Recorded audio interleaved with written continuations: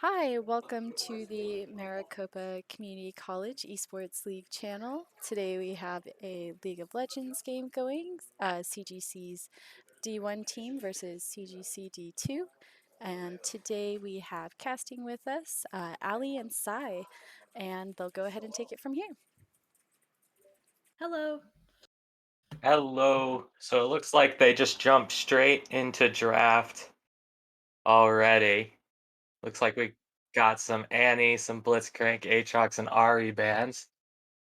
All very much a lot of respect being thrown towards that mid top side. Really want to get that top side down pat. It looks like playing around the jungle a lot. Both these teams, Lee Lucian and Datnoob, have been doing a lot of shot calling for their teams and getting them a lot of early advantages. So make weakening those 2v2 lanes can really help out.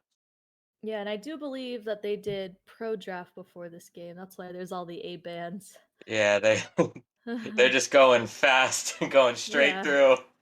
Everyone's just they're just locking it in. So we'll just see the full team comp here, and then we can talk about what we like and what we don't like, or I mean, where we think the struggles are gonna lie. It looks like both teams opted for a more physical damage comp with Alawi, Kane, Jace on the red side. Orin, Viego, Irelia. They got a little bit of magic damage, but not a whole lot to make it threatening. Yeah, that's a lot of physical damage in the solo lanes. Yeah. Orn is gonna And have a good time. yeah, Orin's just gonna pick up a Thorn Mail, and then Alawi's gonna lose a lot of her pressure, and Kane, if they go into red form, is gonna lose a lot of his pressure as well. And then yeah, I like the Ziggs pick, making it so that Ziggs has free reign if they want to get rid of top sides damage. Ziggs is just going to blow everything up. And then Vel'Koz Morgana. Oh man. Interesting bot lane picks, but I mean, it looks like they're allowing their top side to play a bit more comfortable picks for them. And just to throw out these weird Vel'Koz versus Ziggs lane. Vel'Koz, I could see it working. I've seen you see him support mostly because he has a really big mana problem early, and Ziggs has about the same thing. Ziggs mainly goes to the mid lane because shorter lane, but he has seen a lot of professional play in bot. What do you think about this one, Ali? Which side do you like more? Do you like blue side or red side here? I'm not sure. Both comps seem to have their own strengths and weaknesses, but blue side definitely has more balanced damage. Mhm. Red side has a good amount of poke though, so we'll see Yeah. how that goes. So this is going to be on pretty much execution on Red Side's part. You got a hard engage comp with Ornn and Irelia. Those sort of champions really like to just kind of throw themselves at the team. And a lot of the main damage coming from Red Side is in the Jace and the Ziggs poke. So if they're able to just kite it back and dodge a lot of that engage, they should have a pretty easy time setting up for objectives and team fights, just allowing themselves a little bit of time to poke them out before they start the real deal. Yeah, I think Alawi is going to be a big threat to Aurelia, who wants to just engage. Yeah. It's very interesting. I've seen Doug on a lot of these tanky champions like Ornn. And I think of the last game I watched where they were playing, Doug kinda got that Ornn ban, so maybe they maybe they play it a lot. No, I don't see Ornn all that often, but when we look at the top to bot, Jace does counter Irelia pretty early on. Irelia has a much lower win rate against Jace in the mid lane, and Alawi also does counter Doug. But I don't got any sort of data for the Vel'Koz Morgana versus Zig Soraka lane. Yeah, that's not a very traditional one. Okay, so let's see here. Uh, Orin Viego versus Alawi. Viego Irelia versus Jace. Or Kane. Okay. I think I like red side's top jungle and mid jungle fight more. A lot of poke.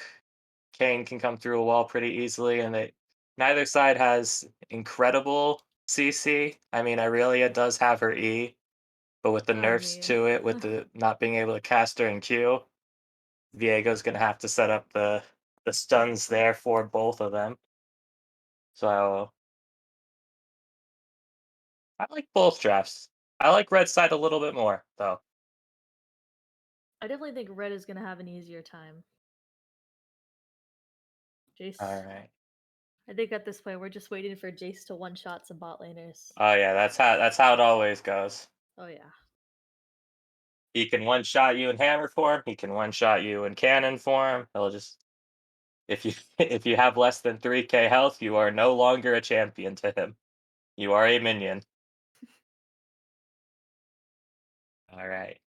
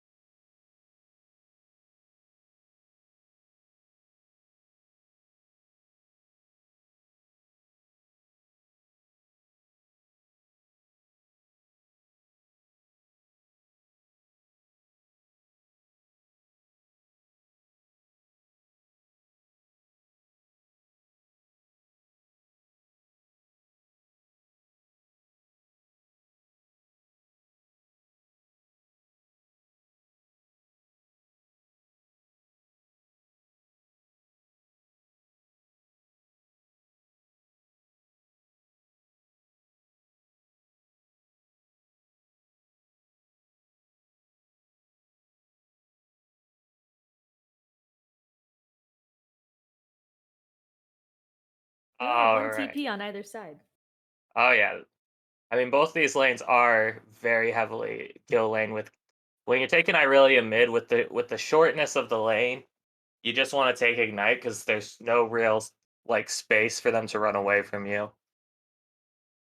If Yeah. they're gonna get away, they'll get away regardless of whether you have ignite. You won't be able to kill them.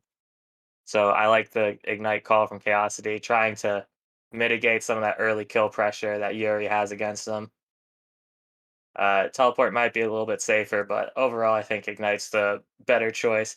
But then Kelsey, you got teleport in the bot lane. Ziggs gonna be taking turrets all across the map, split pushing Ziggs. I like it.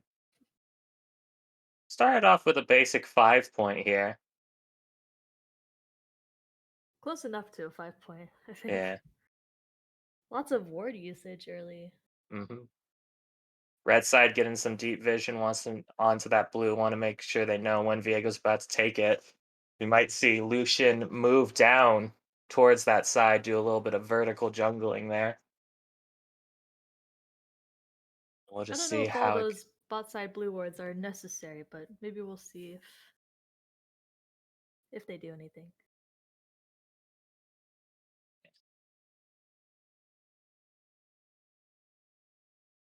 All right. Can you bring up the champions items and stuff, please? I think it's tab or O. There you go.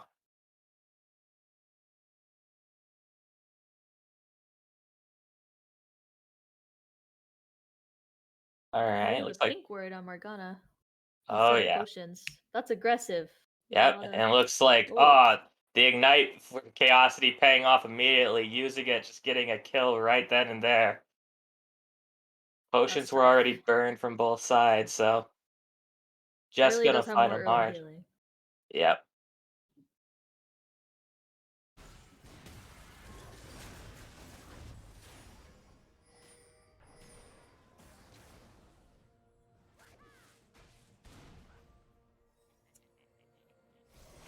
All right, looks like we have a gank coming. I'm that new. Soraka's Soraka. fallen. Soraka's gone, gets hit by the Dark Binding into a stun, and it's just over. That's if you get hit by that Dark Binding, it's 3 seconds you're not able to move, which feels like an eternity in this game. We might even see a kill. Oh, we're Flash flashing their use. tower. Gonna use it. Dat Noob gonna be healing up some. Lucian also gonna fight them. 3v3, but it looks like Lucia's gonna be the one going down. Dat Noob's gonna pick up a Cane Soul here. Uh, oh, Kane does die. It looks like blue side is definitely turning this. Yep. Another kill onto Chaosity, who's opted for early cloth armor refill pot. Yep. Early cloth armor refill pot. Good. Good stuff. We got. Looks like Jace is down a little bit of gold there. Just a little bit, you know. Ruby crystal and a half. Yeah. Okay, so let's see what we're gonna do here. Kane already has picked up their Tear of the Goddess, so they're just gonna start stacking that as soon as possible. Muramana is an amazing item on both red and blue Kane, so getting it that stacked early is pretty helpful. Both bot laners low on mana. Yeah, someone's gonna need to recall soon. It looks like. And it looks like Lucian's coming in for a gank, coming through the walls. Ooh, using what mana they got. Vienna's gonna have to flash, but Lucian gonna pick him up anyways. Unstable Flora also flashing. Gonna be able to get away. Yeah, it looks like they do not have the wave resources to dive. Yeah. Ornn gonna pick up a kill, possibly. Is he gonna pull it back? Lots of pressure. Sensor close.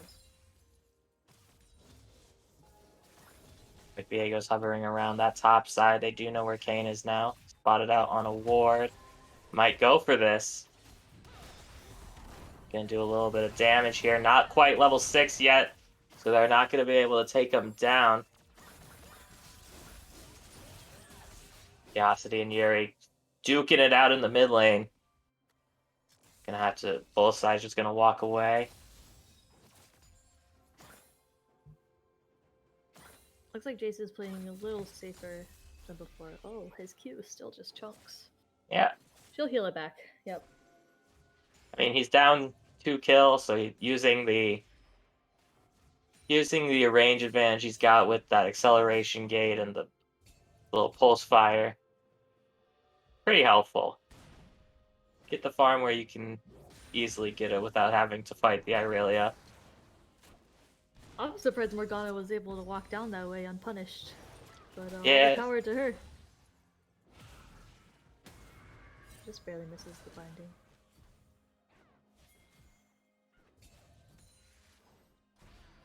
It's like some summoner spells are about to be burned. Yep. LCI is going to be using the satchel charge to get himself out. Dat Noob going to take a lot of damage there.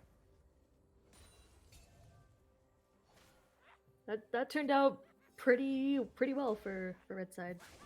Oh yeah, that could have been very, very bad. They don't have a lot of vision down there. A lot of their wards have been used up previously. And so now they're just going to knock up. Oh, Ooh, that's a miss. lot of damage on Vel'Koz. Miss flash. Gonna send you straight back. Kelsey Ice also going to go down using the flash, but not going to quite be able to avoid the damage. Ornn using the ultimate. Is he going to be popping their ultimate to try and pressure him back? Both sides going to walk away, though. Really low HP bars from both sides. It looks like Kane is down here, but Viego is also hovering around bot side. They might be going for another fight bot. Maybe possibly a dive after that if they want to crash that wave. They crash that wave. If they get a good dive, they might be able just to take drag really quickly there. Both sides can respect the power of the other and walk it back.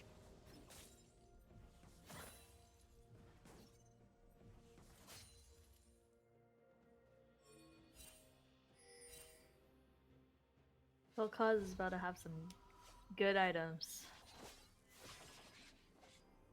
No Morgana with Futures Market as well. Yeah. Futures market can be pretty helpful. Oh, for sure. It's a He's lot of able to help. pick up an extra longsword. Yeah. Being able to get a few extra items is really, really helpful, but It's what pretty nice when you're behind, when but you're you can ahead, definitely win fights. yeah, when you're ahead, you're just like, well, what do I do with this? I have everything I want. I guess I can fight control wards. We do have 4 tiers on the map. Oh yeah, There'll be a lot of abilities. Muramana is just a crazy item for pretty much everyone who's Oh, playing. Ooh, huge not big, Vel'Khazar! big knockup. Tons of damage. Kelsey Ice gonna One be more trying to gonna return die. one onto unstable Poro, not gonna quite be able to find it. Topside, Viego and Ornn up against the Alawi. Alawi might be able to turn this, but the damage comes out too quickly. Will Kane Kane be looking able to for do maybe a anything? return kill. Gonna get grabbed by the tentacle. This is the W.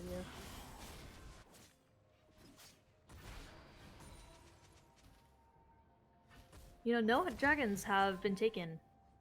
No, not yet. It's Pretty been a very, very slow objective game.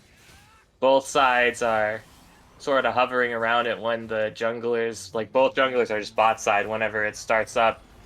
That was Doug good gonna use dodge his by Kane. ult, but the Umbral Trespass gonna dodge it. Doug gonna be taken down there. Oh, this Vel'Koz is going crazy with abilities. A lot of these knockups have been really good. 4, 1, and 3 on the Vel'Koz. And that being their only real big AP threat, their tanks might not even build enough MR in time to really stop them. It looks like Yuri pushed up too far, might be getting punished here. I'm Dat Noob is going to stun him up, going to get stunned by the Defy. Oh, he is Looks like gonna... Curiosity still looking for more, going to find Very the far. damage. Little Lucian going to get stunned as well, forced to flash out. Dat Noob uses Smite and takes 2 turret shots for it. Lucian escapes with his life. Yeah, but that's the most damage I've ever seen an Ornn take. Ever. Oh. Probably. Or an early game is a lot squishier than most people think. It looks like she's going to be caught Oh out on the man, ward. Morgana just catches Morgana's looking Soraka for blood. in Solo kill Soraka's for own this. jungle. And a dive from Dizzy. Looks like he's just barely gonna make it out. Oh, we're not. Never mind. You know, you never want to think you're getting out with those Alawi tentacles. You have to play the mini game for about 15 seconds after you think you're safe. Looks like Viego is coming. Oh. Viego is coming to shut down this this BM. I mean, Alawi will die. these guys play together, practice together. I'm sure this is something. Oh yeah.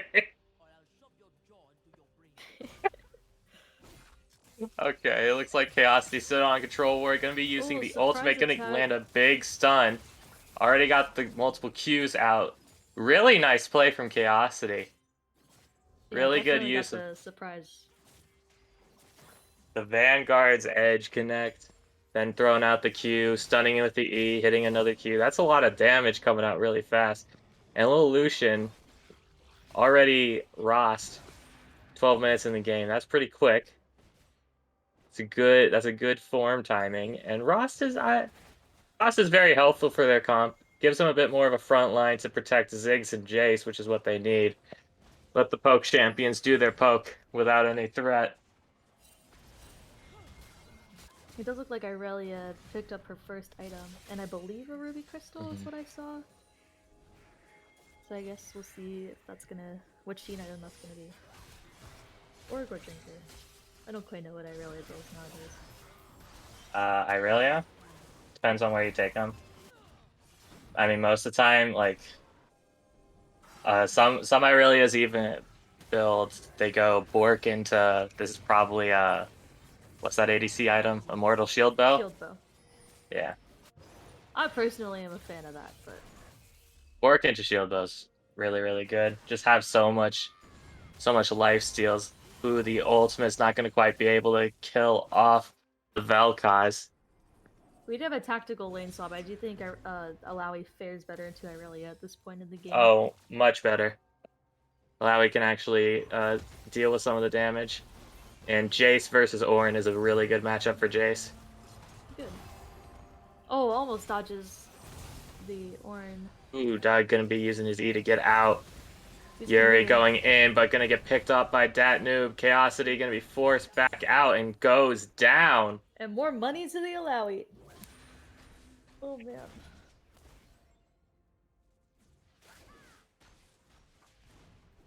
Looks like bot lane might be able to get a tower plate.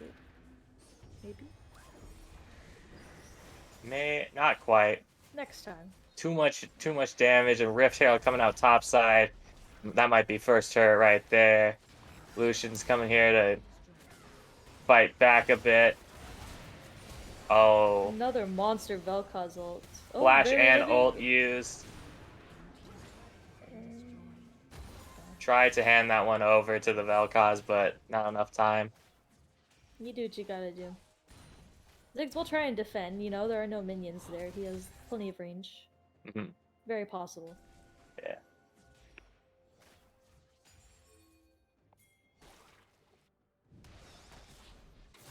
Like All right. with Kraken Slayer. Diego with Kraken Slayer is pretty good. It looks like Yuri might be picking up some kills here. Yeah, this is Jace's Going to comeback. oh, barely misses. Not enough range. Didn't have the acceleration gate, so couldn't get the extra range and speed. No. It looks like red side is in a position to take the dragon now that bot lane had to recall, but we'll see what they do. Their jungler, they know blue side jungler is down bot, and they know that their jungler is top lane, so trying to force the dragon here, probably not the best call, because Viego will still have smite and just be able to take it from you, even if it means he has to die for it. I mean, they could just kill him first. Oh, blue is posturing for it, already going in. Ornn Irelia there. Viego just takes it.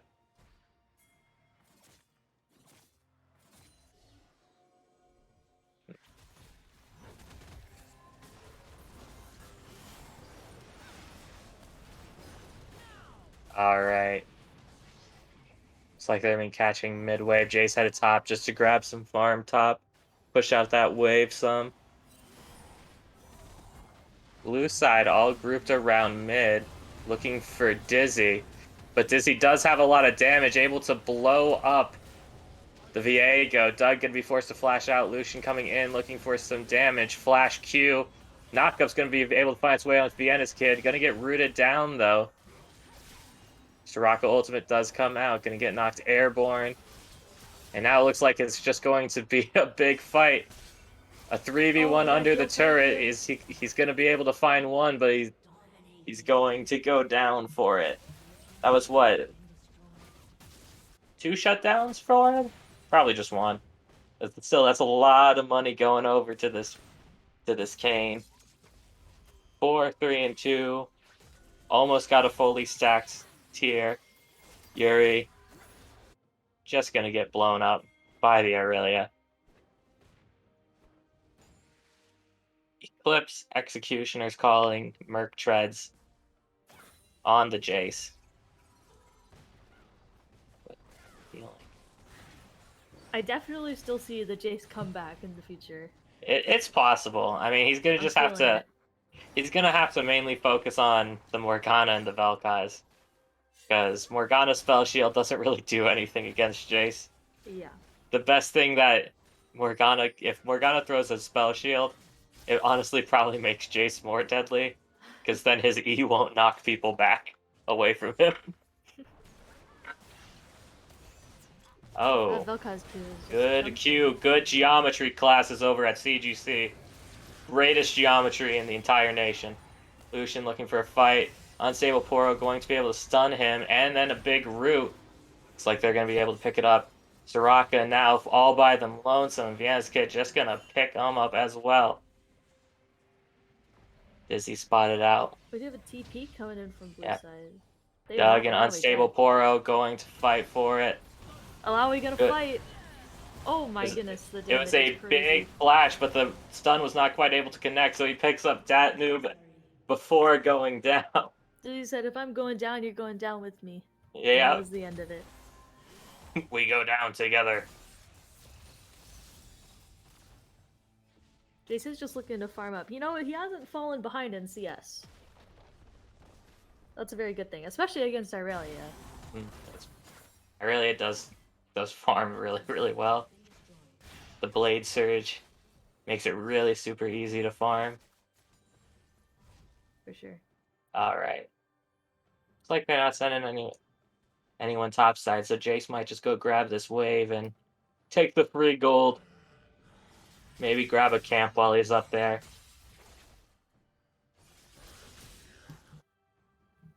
All right.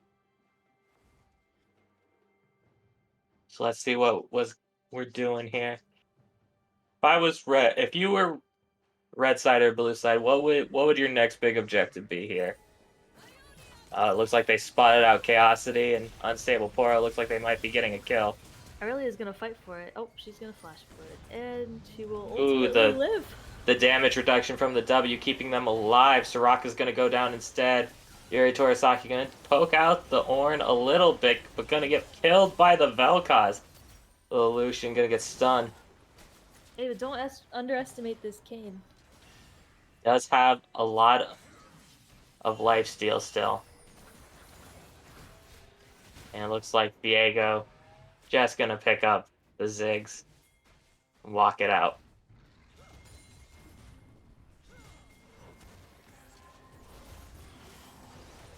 Alright. Ornn, Doug, and Vienna's going for Dizzy here. Looks like the Dizzy. whole team is coming.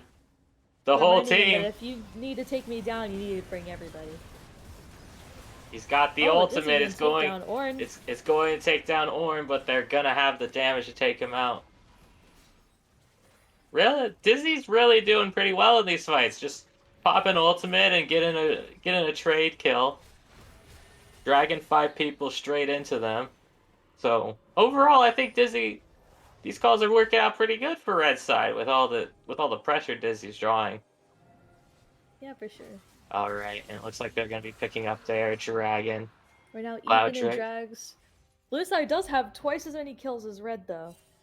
That is translated into only a 4k gold lead. Mm-hmm. The mountains rise. A lot of objective bounties for red side, though. They do have quite a bit of gold possible in getting all these. Grabbing a drag, grabbing a turret. A lot of gold there for him. Looks like Lucian might be looking for the pick. They're Not looking going to for find him. anyone. And blue side's just going to walk it out. Just happy with one turret. They're just going to take that and move. Just keep moving it forward, getting a little bit of pressure.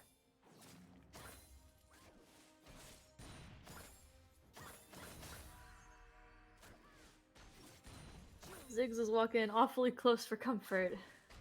Oh, yeah. It's making me nervous. Ziggs does have a lot of range with his bouncing bomb, so using that to farm and poke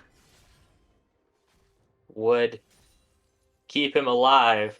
But if you want to do damage, if you want to make the hero play, you got to get closer.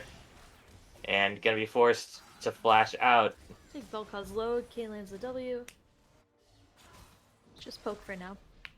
All right. Jace is gonna be going to fight Ornn in the bot lane here. Oh, dodge on the E. Doug's There gonna was go and no fight him, but turret there. Chaosity's also here. Big knockup from Ornn. Doesn't make it out. Chaosity gonna be able to dodge the Q out. Really good play there. They definitely did capitalize on what they could. But they are And losing top 4, and possibly their jungler. And it looks like Vienna's and Unstable Poro Oh, are we got the fighting. flash art from Good Malawi. flash Vel'Koz ultimate. is possibly gonna die to Ignite. Looks like they just barely Not make it out. But quite. the Stalker comes in, Alawi healing. She's still got crazy tentacles on Ornn. Still No alive, mana. no mana. But somehow, when flanked from all sides, still gets to walk away there. Diego's looking for it, but Oh, we Kane got crazy is peel from there. Kane. I'm dizzy, still alive. Tryndamere. Soraka is going. The Soraka Go flank. The Soraka. Soraka flank. Oh no. Tryndamere Oh, gonna be blown able to up. get picked up there. It looks like Kelsey Oh, Ice. we got the flank. Flash from Yep. the Ore, not Little quite Lucian gonna going to achieve try and much. knock him up. Not going to quite be able to find it. Chaosity versus Dizzy. Dizzy's still low mana, but Jace is here. Shield bow popped, and Oh, they're she's picked off. gone. She's gone. Big shutdown onto the Jace. It looks like they're going to continue. Lucian forced out onto the side. Going to come through the wall, though. We got the Low turn. health Turn bars. is quite fast. Pretty good fight for them. Getting Irelia and Morgana off that fight. That was pretty. That was a good turn. That was a good turn. Yo, Lowy is officially an extra big problem now. Yep. Definitely gotta respect 873. it a lot more than Blue Side has been doing. 873, 200 farm at 24 minutes. About 8 CS a minute. Pretty good.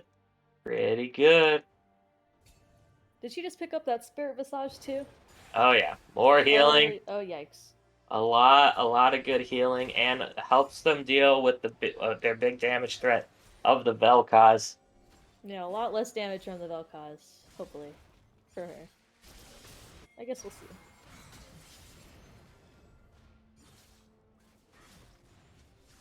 Look at how deep these wards are for blue side. They got wards all the way over to the enemy wolves. It They looks want like to know. Alawi's looking for blood.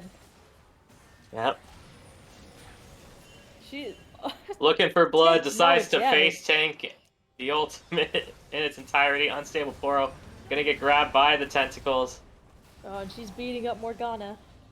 Looks like she's A gonna beat lot of everybody else up damage. too. Oh, Soraka big ult coming Soraka out. ultimate gonna keep Dizzy alive. And it looks like Yuri's gonna fight on the side against the Viego, but is he going to die He for is for it? now, but oh, Irelia comes out of the fog of war. That is tough. A little bit too far forward, but looks like Dizzy's looking for more. A lot of damage. Look at that Oh, flash healing. onto the Soraka. Dizzy is all alone. Soraka Ooh. going for the ward before she dies. I respect it. Ignite. And getting that other kill onto Malawi really good. They're just gonna grab this drag. Making sure that the enemy team doesn't get these mountain drakes is really, really good. Alawi is already an issue. Her getting more tanky and allowing her to take more damage, then heal more damage is a big issue. And same with Ross, so I'm expecting to see some. We already got a Bramble Vest on Ornn. I'm expecting to see probably, I don't know, Oblivion Orb. They have an Oblivion Orb on Morgana. Deal with those heal tanks. Yeah, and what's interesting is blue side has consistently had about double the kills of red side, yet right now the gold lead is only about 1,500 gold. Big farm leads. That's a Yeah, lot of CS people leads. think it's not that great, but I mean, look at it. Yeah, it's CS leads, and then also when red side does get their kills, they are taking these shutdowns with them. So blue has to be a little bit careful of that. Game playing it safe. It looks like a teleport's gonna be coming out for Doug. It looks like they want to fight this one here. Yeah, we're Like, fighting for Baron now. Lowy is gets... he gonna be using the ultimate? But do they have enough damage? No, not quite. That Noob going to be almost going down. Lucian caught out and done. Looks like Now it they're is going going to to be be Baron for starting. blue side. They are going to be starting up this Baron. Jace can, poke at him a little bit if he wants. He might be able to snipe that Noob. But oh, fast Baron. A lot of good Baron damage. I mean, champions like Irelia and Viego do Baron super duper fast. I think the only way they could have done it faster is if they had Cassiopeia.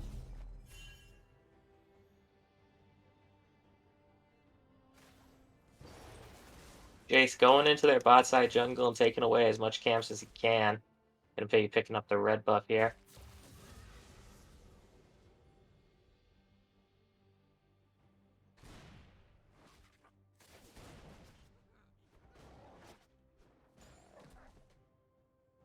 It looks like Red Side's just gonna try their best to defend. Yeah, just holding them, just making sure that they don't get too much off the Baron. This is where typically we see teams go into the 1-3-1. Send Irelia top, Viego bot, and their Ornn and Vel'Koz Morgana mid. Really make them spread themselves thin here. Looks like we might be looking for a full team fight mid from both sides. Lowy still in the top lane. Split pushing, forcing Vel'Koz to back out. I think Aurelia is just waiting for a dive angle Oh underneath the yeah, tower. that noob's gonna find Lucian. A lot of damage going out.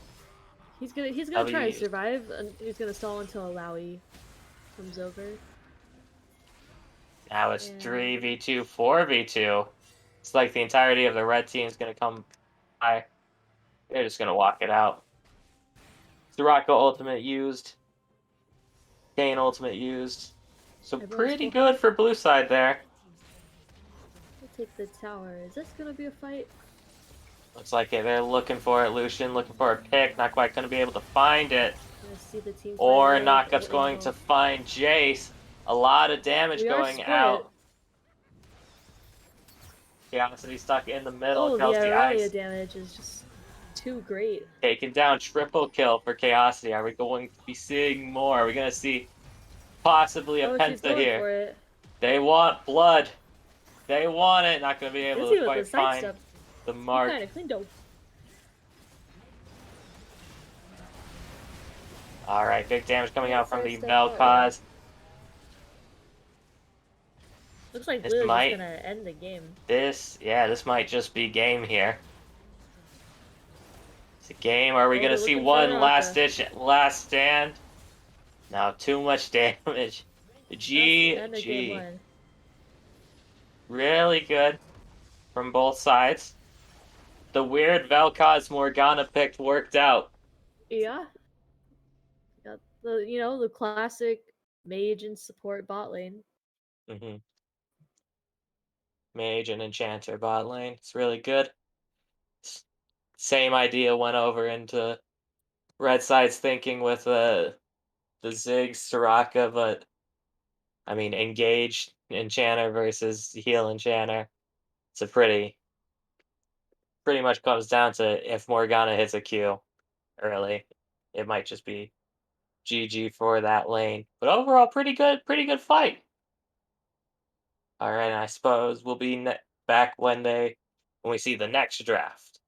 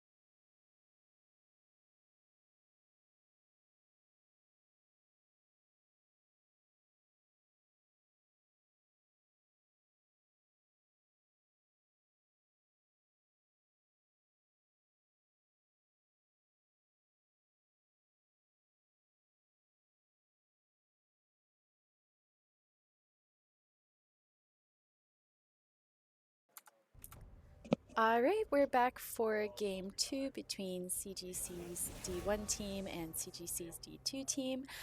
Casting for this game, we have Sai again, and now we have Armin joining us as well, and I will let them take it from here.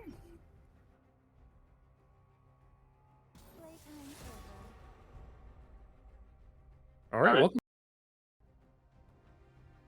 All We, right.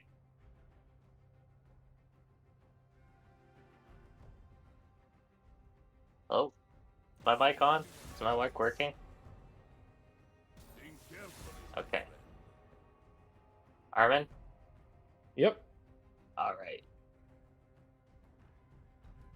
Okay, so it looks like we're still seeing some of the same bands. Ari, Aatrox band, this time switching over, banning out Shyvana, Action, and Diana instead.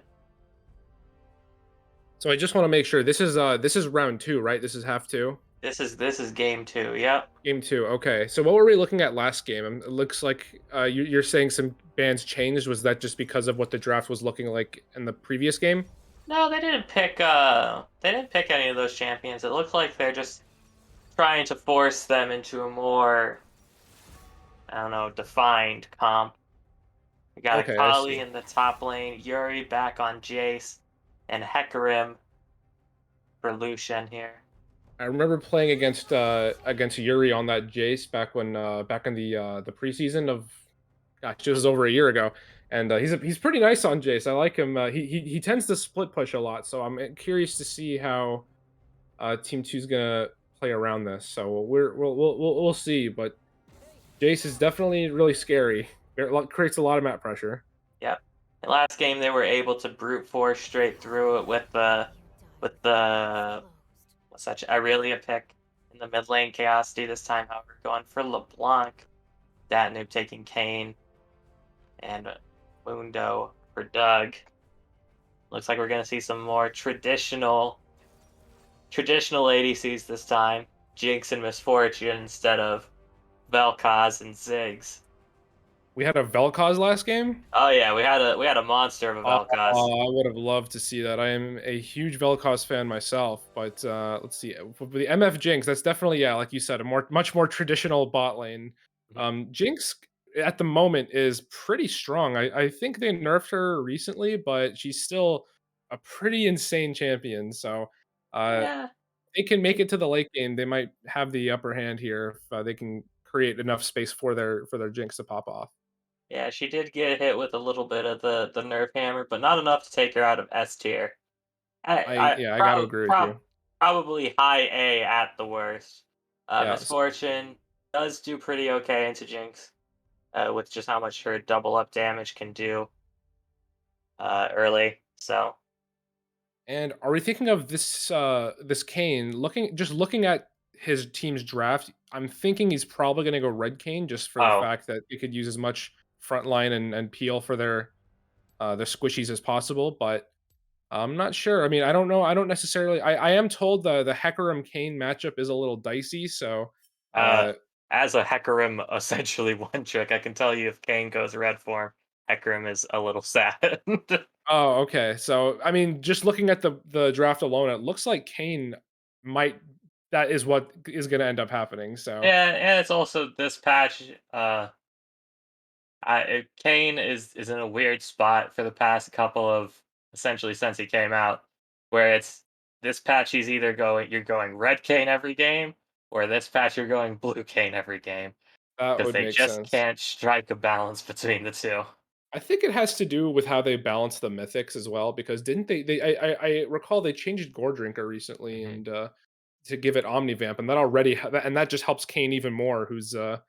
who's a huge healing champ, and then with Conquer as well, like, it's just gonna be Yeah, disgusting.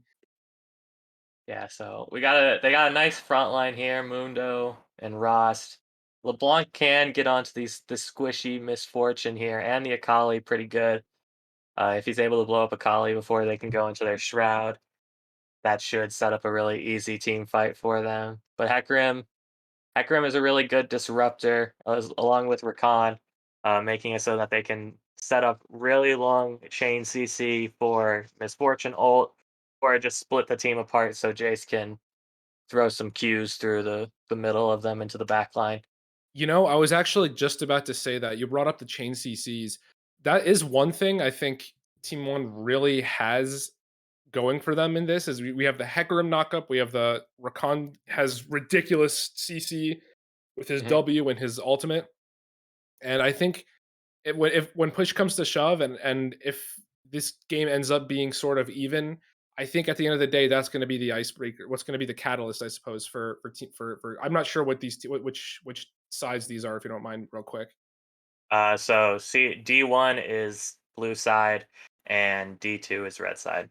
Okay, D1 and D2. Okay, I see. So, yeah, I think that in these big team fights, you're going to want to have a lot of crowd control Mhm. just to sort of keep everybody in check, especially that Kane, like you said, Kane's going to be a monster if they don't like build anti-healing or anything, and they just kind of let him get ahead. So, we'll see about that.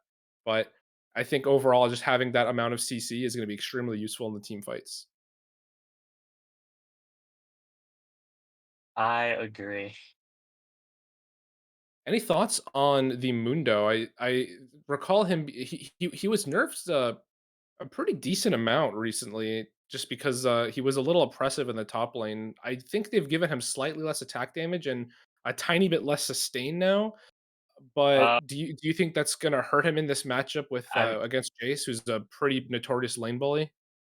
so from what I'm looking at here, it looks like it's a Kali top because Dizzy is their top laner Oh, okay, and interesting. Okay, I see now. Yeah. Yuri's their mid laner. Oh, okay. So My bad. My bad. yeah, uh, Jace would be pretty much. I think Jace. I'm pretty sure Jace actually loses the Mundo lane, but Akali, I'm pretty sure should just outright win it because that early burst she's got. That And would make also sense. not a whole lot of Akali and Jace. Neither of them really have CC, so he can't use his passive at all, which is nice for them.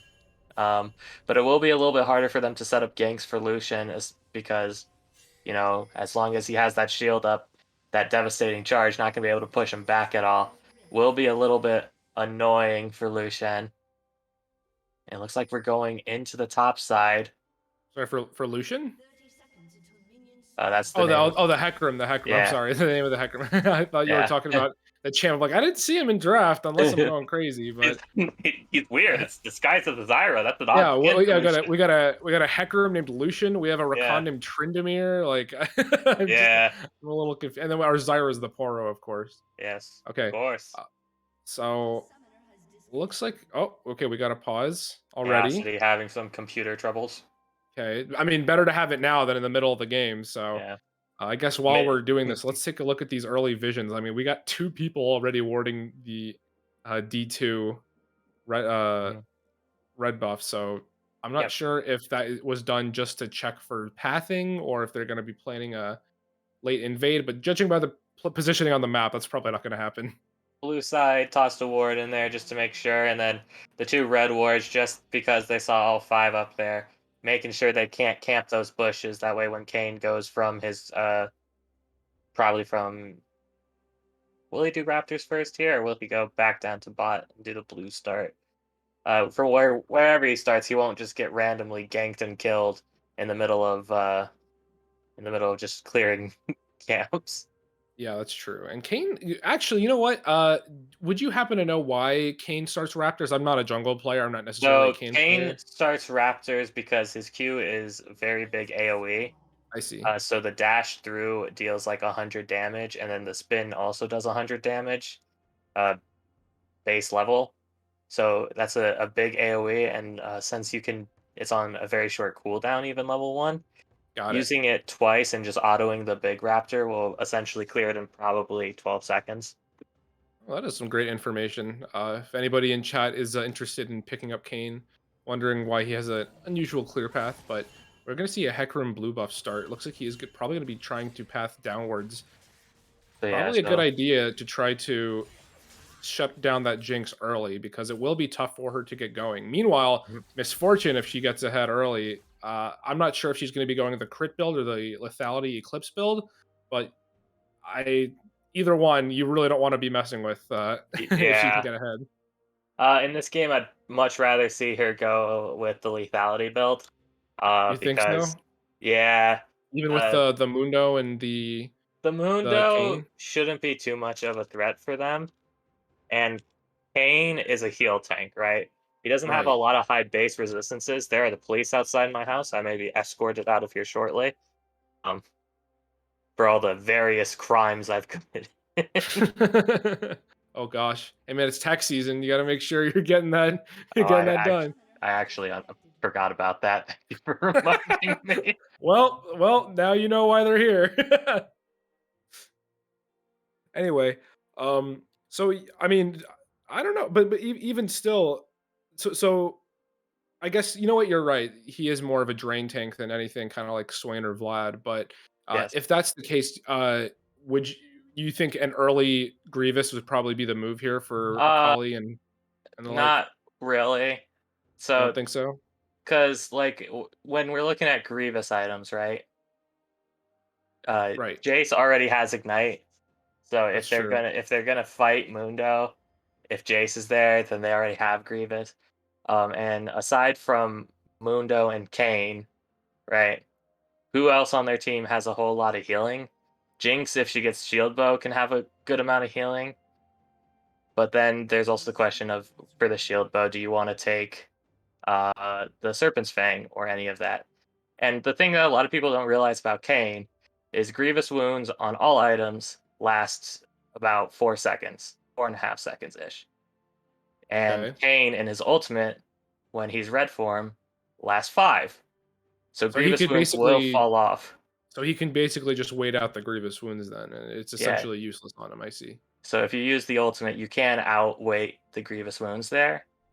But I think Grievous wounds later on would be better. But I don't think, probably after they complete a mythic, if they have the gold for it, sure, get Grievous. But early on, don't really need it too badly. I see. Okay. We've already been seeing a couple of these laners poking each other. The both top and mid lane have been trying to get these trades just to find some small advantage on one another.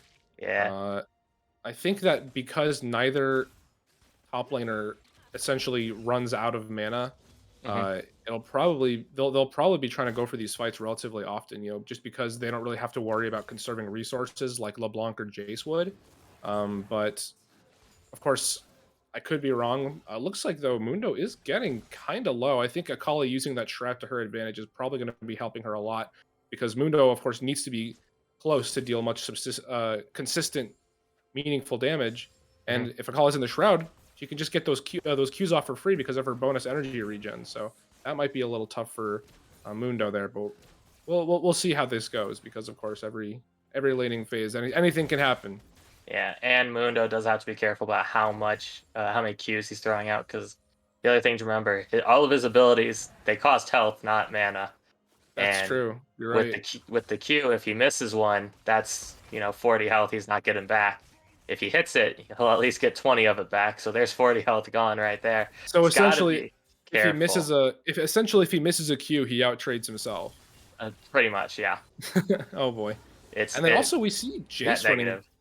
first strike as well. So I think that, and of course Jace, notorious lane bully. So I think if he can try to keep even CS with LeBlanc without necessarily getting himself too low, he'll probably be finding himself at a decent gold lead. Nothing too crazy, but probably enough to Yep. give him uh, an essential item power spike when LeBlanc likely wouldn't get one.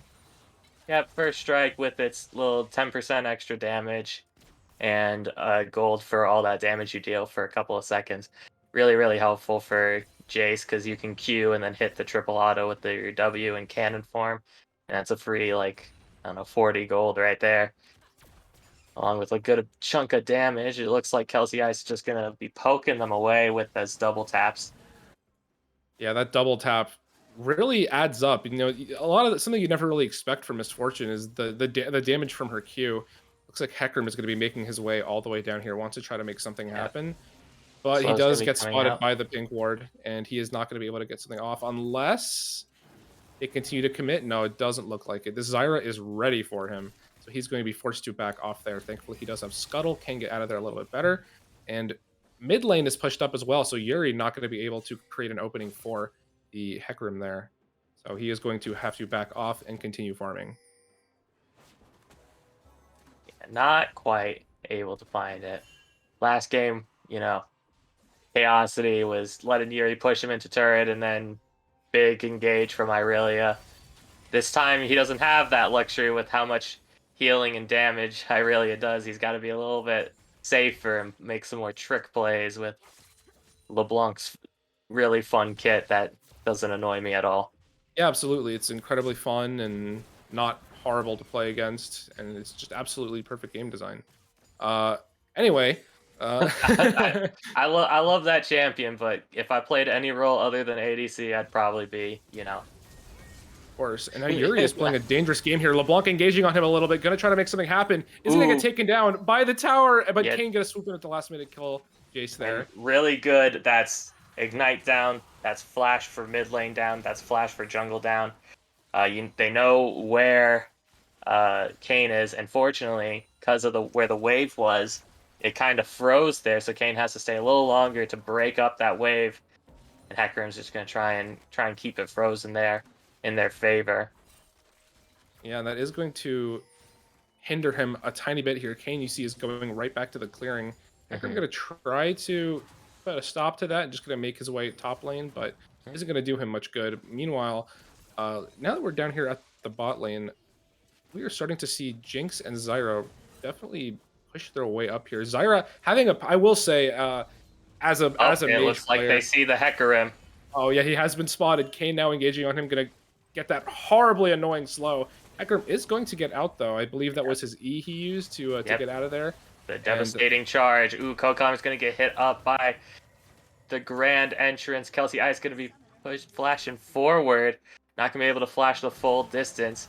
Rakan does have the flash. Is he going to try to make something happen? Ooh, yes, he does. The flash Q. Really nice pickup from them.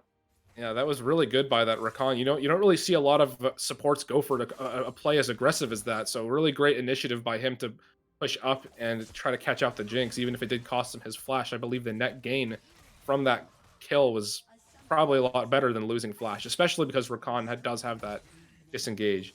Now it looks like we're seeing Jinx. Okay, no, never mind. That was probably what the pause was about. It's like those half-second ones.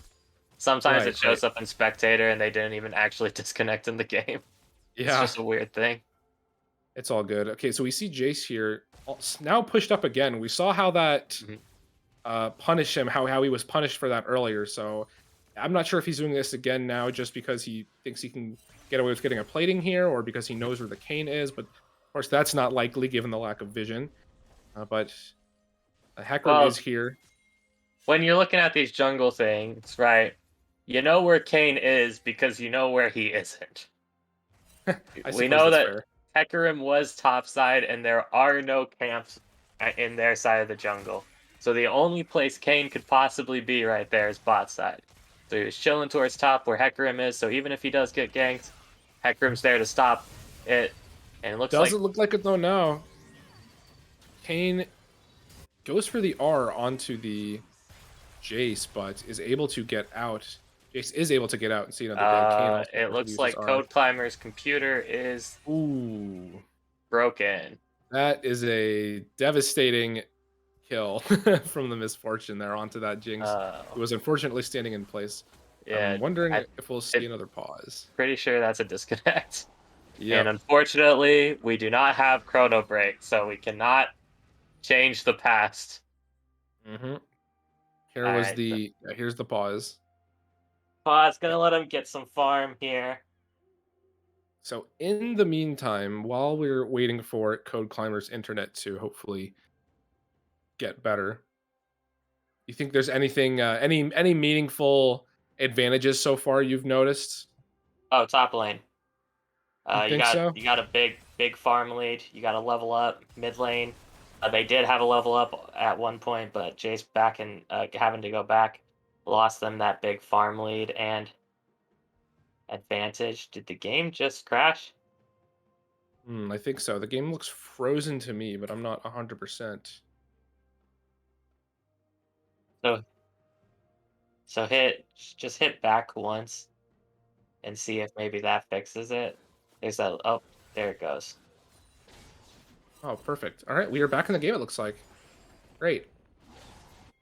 This is going to be looks like a Hex Tech first drag. I really like the Hex Tech Drake. I think that the benefits it provides is insane, especially if we can get the soul. Mhm. But even still, just the passive benefit it does give. I believe it's what a little bit of attack speed and then Plus, I believe some it's either haste. it's plus 4 or 5 I think attack it's speed and haste. yeah, yeah, and that'll be great for Misfortune and Hecarim as well. And he actually Jace, now that I'm thinking about it. So having those Hex Tech benefits will definitely be a huge boon for them as well. Mhm. Gonna be Meanwhile, we're throwing seeing out a another lot of brawl damage. in the mid Chaosity lane. gonna be going in for it. Ignite might be able to find it. One And kill going over to the LeBlanc there, but it looks like little Lucian uh-oh. wants it.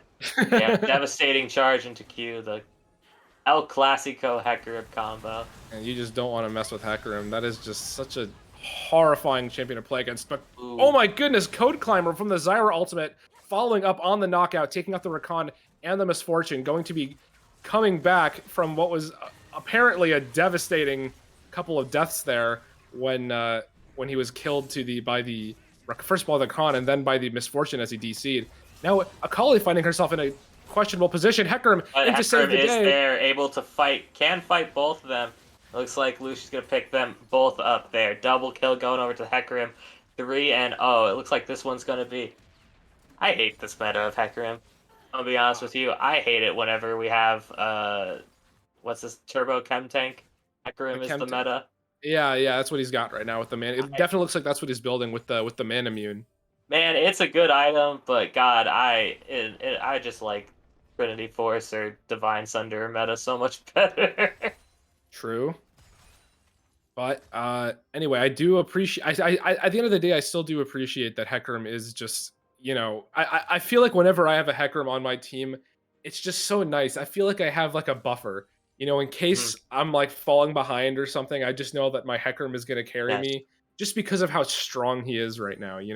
Just having one in the game, it's just such a it just again it just feels like a buffer. It That's looks the best like way to describe it.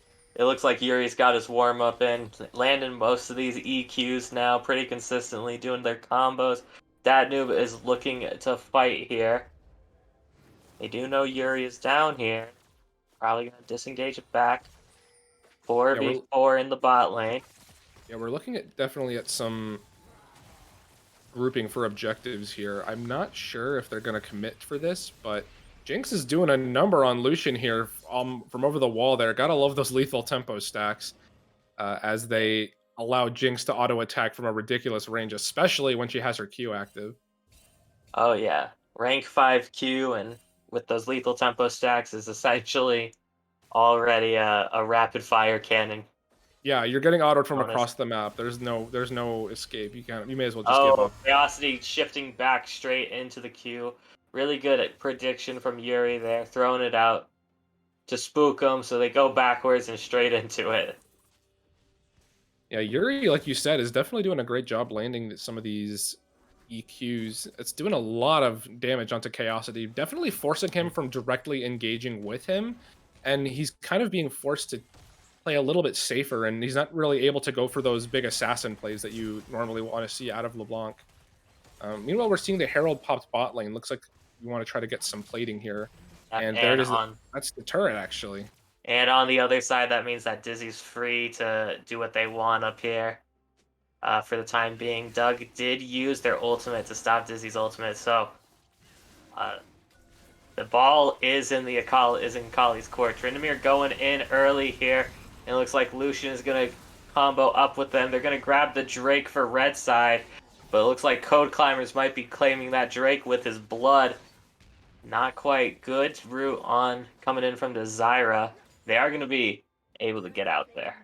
Yeah, despite D1's best efforts there, Kane was able to get that last-minute smite on the dragon. So very well played from him, keeping a level head. Because we had the Misfortune R, we had the Hecarim charging in. I believe Rakan wanted to make something happen there as well. So Yep. definitely a tough situation to try to secure an objective Ooh, in, especially when you're at a disadvantage. Their Chaosity getting dangerously low. If Jace, oh man, if Jace ignited there, that would have been it. That would have been game over for the LeBlanc. yeah. But fortunately is able to get out there. Let's see another game. Is he quite Meanwhile, we able to see get? Dizzy. He is going to be trading with the Mundo there. Still doesn't necessarily even things out though, Yep. because Akali has a monstrous 40 CS lead at the moment. So he Dizzy is in a very comfortable position at the moment relative to Mundo. And one thing I've noticed actually, when playing a tank, especially because this current meta isn't very favorable for tanks at the Mhm. moment, with a few exceptions, of course, like Scion, I suppose. But Well, one you thing don't I've even noticed, really do tank Scion even. yeah, I guess so, to be honest. But anyway, what I mean is, I feel like when you're playing as a tank in League of Legends currently, and you get behind, you're basically useless. Like there's nothing you can do. You're just you're a less effect. You're much less effective at what you're meant to be, which I guess is sort of a Yeah. terrible blanket statement to make. But if you're behind on, say, a Oh, mage or unstable something, Poro not able to get over the wall with the blast cone. oh geez, I still able to make it out. What I mean is, like, look at this. He's just kind of sitting there and taking damage from this Akali. He's not really able to do much. In fact, he's forced to pop his ultimate because of it as well. And that's kind of a bummer when you're playing a tank and you're sort of behind. Is you don't do any damage and you have no defensive stats. So you're kind of just a sitting duck. All Mundo can really do at this point is just chuck Qs and hope for the best and then try to keep himself healthy, Yeah, because otherwise Dizzy's just going to walk all over him. exactly. Something I don't know if any of you guys know about the streamer, the Boss FFS. Oh yeah, Uh, the boss. something he said is that back in season 10, tanks were like 80% tank and like 20% damage. I've seen this. But Yeah. but now they're like 60% tank and 40% damage.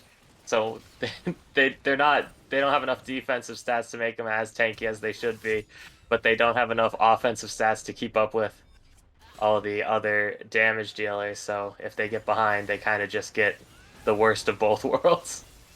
All right, and we did see Akali take down Doug. Kane going up to avenge him, and now Hecarim, of course, and Jace going to avenge Akali. Yeah, So a lot good of rotation from both teams there. Blue side probably going to try and get the turret. Doug forced to use TP there to stop them. yeah, a lot of players just kind of filtering in one after the other. It's a little interesting. I just from judging by the early laning phase, I really thought that Kelsey and Tryndamere were going to be able to have a solid laning phase after the Jinx DC and that early kill by the Rakan. Ooh, Looks like we code are going to see timer Rakan getting engaging that picked with the right there. R. Dizzy using the Hex Tech Proto Belt. Not quite going to be able to get the damage off. Yes, he is. Never mind. Good route going. Maybe stop it. Dizzy, though, ulti into the E. Really good move there, and it's just going to be Just kind just of chase him tormenting him. down. Oh, but Zyra was able to kill the Rakan because Akali didn't kill her sooner. Oh, come on, man. You just had to be That noob also looking for it. Oh, meanwhile, we got Hecarim up here trying to take out the Mundo. Not necessarily doing much here. Wow, I wasn't expecting Doug to actually win this. Hecarim is going to be forced to back off there. I suppose that is what's going to happen, though, when Yeah. Mundo does pop his R. Just going to give himself infinite healing. All I'm But going to say is if this was Divine Sunder meta, that wouldn't have happened. I gotta, Hecarim should win gotta that. agree with you. Yeah, Hecarim wins that with Divine Sunderer for sure. Or with old Divine Sunderer. Well, even with current Divine Sunder, I guess so. it's But it's now not bad. Misfortune narrowly escaping a death from the Red Cane there. If I believe if she got hit by that that E, or no, is it the W, the knockup, W. whatever W, yeah, that would probably spell disaster for her. But now here comes the Red Cane R onto the Jace, finding Yeah, himself gonna caught out. Now he's gonna get flash. taken out, and Jinx has to get excited. Not gonna do anything with it, of course. Rakan was able to get out, and Hecarim playing a little bit of footsie here with the Zyra to try to make something happen, but Hecarim's here. They know they are going for that dragon. of course. And as they are getting that down right now, that's going to be a second Drake for Kane. And even though they are at a bit of a gold deficit here, Infernal? Ah, it does seem like from a macro standpoint, uh, D2 does have a bit of a lead here. You know, they're taking these objectives, the towers. They're definitely more focused on those objectives rather than getting kills at the moment. yeah. But that is probably going to bite them in the butt soon because this Akali is starting to get really strong. 4 kills, has her Mythic, 5 stacks on her Dark Seal. I really think it's going to be disastrous at some point. But we have LeBlanc and Kane coming up here. Muno going to try and make something Hecarim happen. is also there, going to use charge to try and get away, but Dizzy's stuck in the shroud. Might be looking for Chaosity, going to be able to find them. Flashing away, but it looks like Kane's going to chase them. Going to shuriken flip backwards, try and keep themselves alive as long as they can. And that is a really shutdown for the Mundo there. 400 gold. That is definitely going to help bring him back a little bit. So glad that he got it. Unfortunately, it was unfortunate that the LeBlanc was taken out there by the Akali, but at the end of the day, really what you want is to just get that shutdown, you know, for your team. And that is definitely going to help Mundo get back into this. I'm curious as to what he may be building next. It looks like, okay, it is going to be the Anathema's Chains. That is definitely going to help against the Hecarim or the Akali. I'm not entirely sure who he intends to use it on. I guess we'll have to find out a little bit later. And like you said, Yuri does like to split push a bunch. So Doug having the Anathema's Chains there, if they both drop into a side lane, all of a sudden Jace does 30% less damage. The split push is over. That's true. That's true. But that is going to be if he does decide to split push this game. If I remember correctly, when I last played against Yuri, he was a top laner and he would take teleport. And I know that it's not like a rule for a split pusher to run TP over Ignite, but it certainly helps so that you can reposition. So I'm not sure, he might just be going for a more scrappy team fight Jace here with the Ignite, but I suppose we'll see. Oh, but Akali getting knocked up by the Kane. He is just going to hop over like 3 different walls. Not going to be enough, though. He just jumps right into 5 D2 players, and he just gets rocked by the Kane R. Meanwhile, we got 3 players from D1 just sitting under this mid turret, desperately trying to hold on to it. As they could go and try and take Baron or just bait it. Well, they find them. I mean, they're in a very comfortable position to take Baron right now. I mean, no Akali. That's a lot of damage. Not on that D1 doesn't have at their disposal at the moment. Even though Hecarim can come in for a steal, I certainly think this is going to be a safer one for them. And here we go. We see Lucian going to try to make something happen. Does manage to get a lot of damage there. Kelsey going to be using the ultimate. A lot of damage coming out. Chaosity. The clone's going to fall, but not Pete there. Not Tryndamere looking to try and pick him off. Oh, and no. Dizzy's coming in.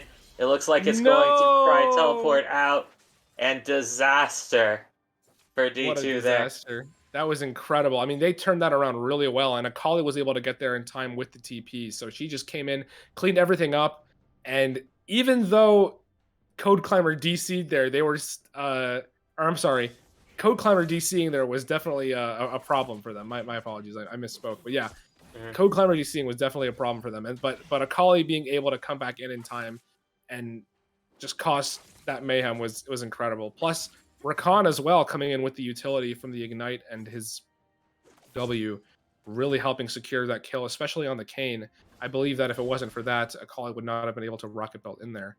So I guess we're just going to have to leave Baron B for now until they can find a better, more advantageous time to use it. Yeah, to secure it. Neither team really does it super duper fast. Jinx can take it pretty fast with her minigun, but with that being the only person who does this objective relatively fast on the red side, it's going to be one of those things where just having a Akali down is not going to be enough. They are going to need probably two people, 3 if the jungler's still up. Yeah, no, you're absolutely right. And I think at the moment we're just kind of seeing D2 a little shaken up. It seems like they haven't really. They're just kind of trying to recollect themselves after being completely humiliated at the Baron pit.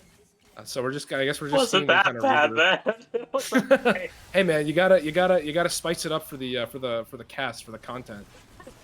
Anyway, Kane R'ing Going in. in, gonna take a lot of damage there, completely blown up, completely humiliated, as Armin would say. It's Dizzy more gonna it's be more cinematic that way. Dizzy's gonna find a lot of damage on the perfect execution. And Ying back in, Chaosity looking for those ethereal chains, gonna find a lot of damage Ignite used, but they're just gonna walk it back. Their whole team's there. We might see. You know, No that's one's a gonna clear drag. that ward. Okay, Kelsey's gonna clear the ward. Yeah, and that's a drag under their belt too. So now we're starting to kind of see where that early goal advantage has sort of snowballed them. And now they're in a spot where they can take Baron. Kane isn't in the position where he can steal it, and nobody on D2 is necessarily strong enough at this point to really contest them. Lucian getting a bit low though, almost getting taken down by the Yeah, Jinx forced, Q. forced to smite, so they're gonna have to back this one off. Doug pushing into the Wow. turret there. Not turret, into the pit there. Yeah, that was actually really well played from D2 there. They were able to bully them off of that from over the wall, basically. A couple good Mundo Qs, Jinx stacking lethal tempo really helped, but she Dizzy is not quite probably being gonna able to get caught find the out. damage. Is he? Oh, Oh, the he gets ultimate's him at gonna the last find it. second, but right, not before or not after. Hold on, not before. Kane swoops in and gets the revenge. Yes, Yeah, true. Okay. So far, I mean, one of the big issues they got on D1 side is a lot of their gold is mainly focused on this Akali. So when Akali is not in a fight, they're essentially missing probably more. Normally, you'd be missing 20% of your team, but with Akali gone, you're probably missing closer to 30% because of all the gold and items she's got under her belt. Jace that is still has true. some.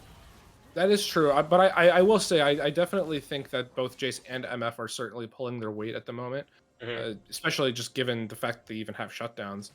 Um, but you're right. Akali is definitely such a large portion of this team's damage, especially just because I think Jace's is somewhat front loaded. Once he gets off all of his cooldowns, it takes him a while before he can start dealing a bunch of damage again.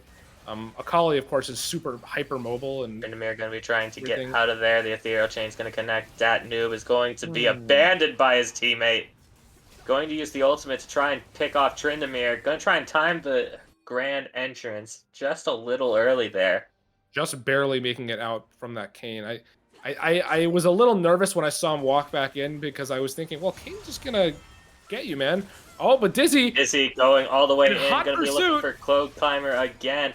Big ulti coming out from the MF, throwing it straight down that choke point. Lil Lucian looks like they're going to be turning on to Unstable Poro, but a beautiful, beautiful route there. Oh Going to man, stop that. I was thinking Akali was about to go on a killing spree there, but no, Mundo ran under tower and started playing it safe. So It looks like now Tryndamere might we die might to Baron.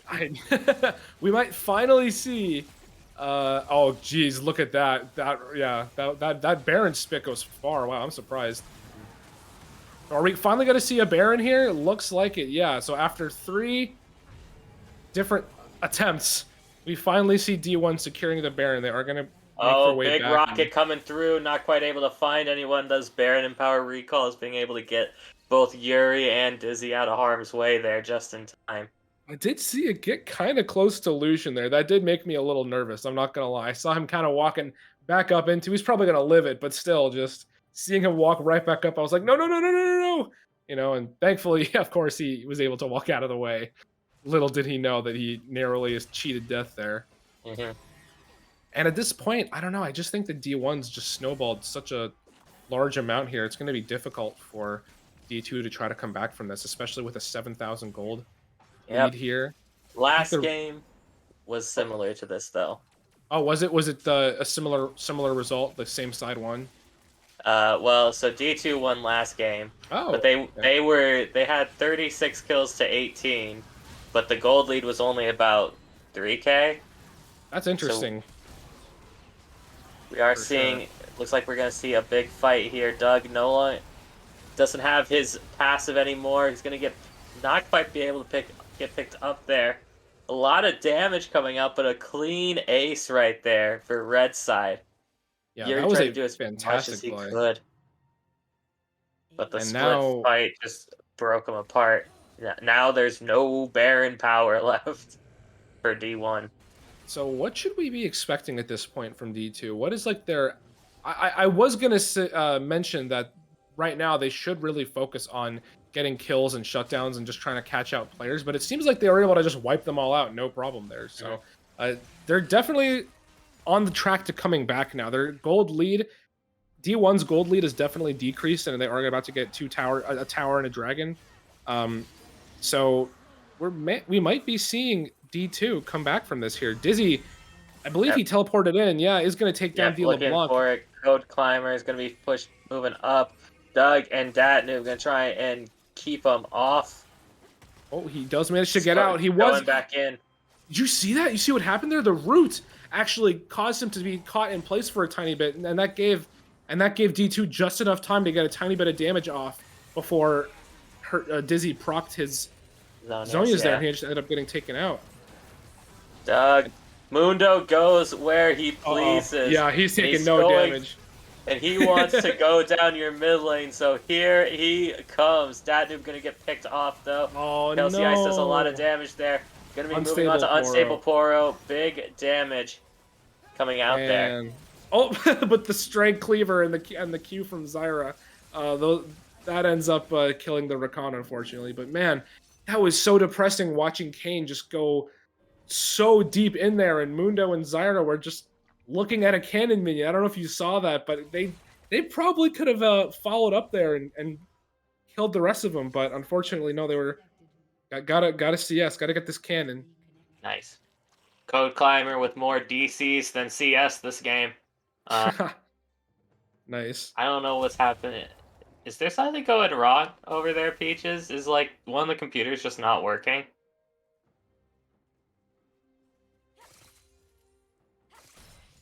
I see. Okay, so it might just be their home internet. Okay.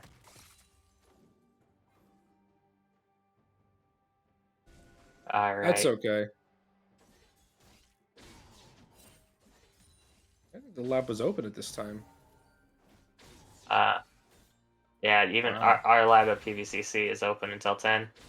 So I feel like most places keep it that way. Looks like we might be looking for a bit of another fight here in the top side. Everyone's posturing around it.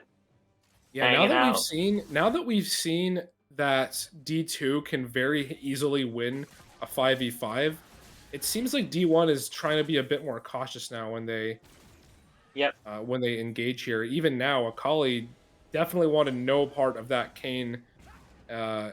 And they are going for an engage, though. They know where Doug is. They know they don't have TP up for a little bit longer. So looking for a fight now would be pretty good for them. And I do like these lane assignments from the side of D2. Doug does have his TP coming up probably in the next 10 seconds here. And he's just solo getting all this XP bot lane. Chaosity, able to move super fast from the mid to the top if they want to fight it. Getting a bunch of XP in the mid and pushing out these waves. Forcing Jace to go back bot. Really good macro play on the side of D2 here. Mundo just split pushing. I got to agree with you there, man. I mean, Mundo literally just sat there and just was CSing. Turret. Yeah, exactly. Yeah, and you could definitely tell D1 wanted to start something top lane, but because Doug was down there autoing the turret and clearing waves, they had no choice but to fall back and allow Jace to go down there and meet him, so that he could take care of business.